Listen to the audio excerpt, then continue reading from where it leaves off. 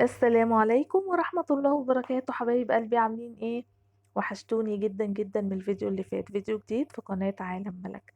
نبدأ الفيديو بتاعنا ونقول بسم الله والصلاة والسلام على رسول الله عليه أفضل الصلاة والسلام. النهاردة بقى هنعمل لكم فلوجاية حلوة كده في شارع اسكندرية، فين؟ في مرسى مطروح. طبعا المقاطع اللي انا مصورها لكم دي ممكن تلاقوها مش مترتبة على بعضها، لان انا كنت بصور مقاطع صغيرة. فعلى ما جمعتها، على ما قدرت اجمعها وصلت للفيديو اللي انتوا شايفينه دوت.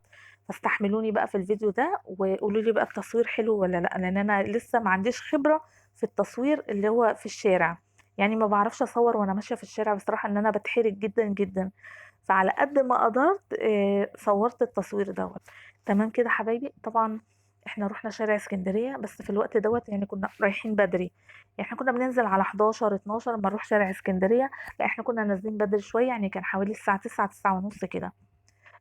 طبعا احنا رحنا الاول سوق ليبيا. اليوم ده احنا ما نزلناش بحر خالص، قلنا نريح بقى، لان انا كنت واخده 5 ايام السنه دي في مطروح.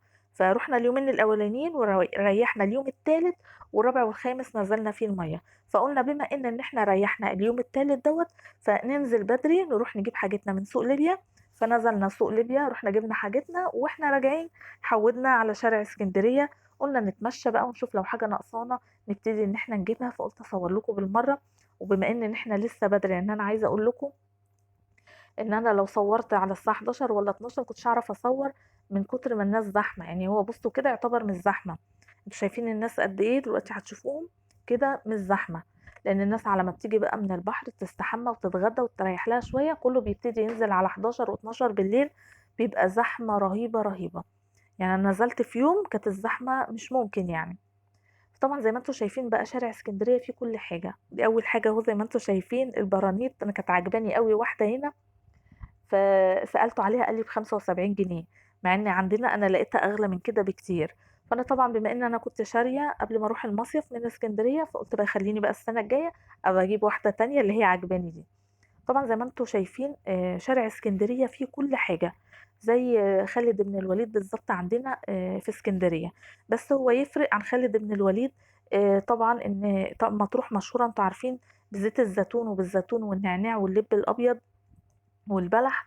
فعايزه اقول لكم الاجواء بتبقى هناك حلوه قوي قوي قوي يعني. دايما لما بروح مرسى مطروح لازم انزل شارع اسكندريه، حتى لو مش هشتري حاجه، ولازم اروح سوق ليبيا حتى لو مش هشتري حاجه. بس طبعا انا بروح اساسي عشان اشتري التوابل بتاعتي اللي بجيبها كل سنه. تمام كده.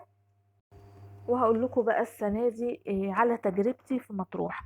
بصراحه السنه دي يعني اوحش حاجه بقى قابلتنا هي الميه. الميه كانت نازله من الحنفيات كأن ميه بحر بالظبط. الميه مالحه، يعني كأن انا بغسل بقي بميه مالحه. يعني بصراحه احنا جلدنا كان هيتبهدل من الميه المالحه دي.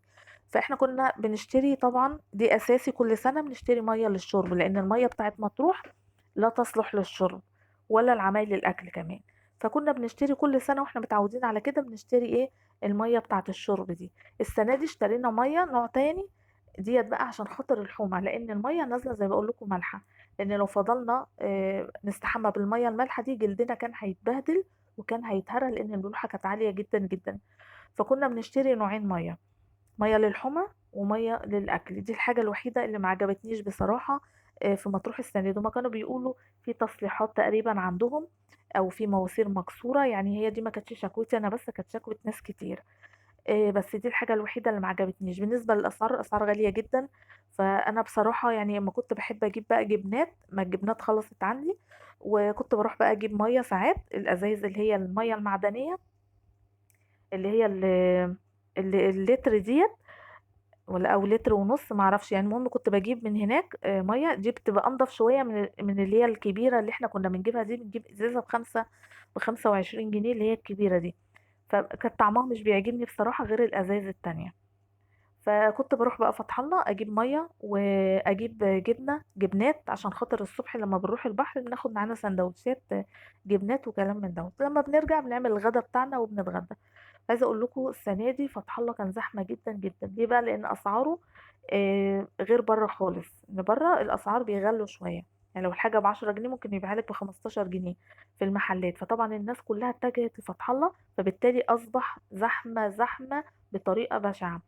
لدرجة إن الكاشير كمان كنت باقف بالطابور، يعني عشان خاطر أدفع أقف بالطابور، زحمة فوق ما تتخيلوا. بس إيه يعني الأسعار عنده حلوة، كنا بنجيب حاجتنا كلها ونروّح. طبعًا أنا ما كنتش ساكنة جنب فتح الله، يعني كنت باركب مشروع حتة صغيرة كده لحد ما أوصل له.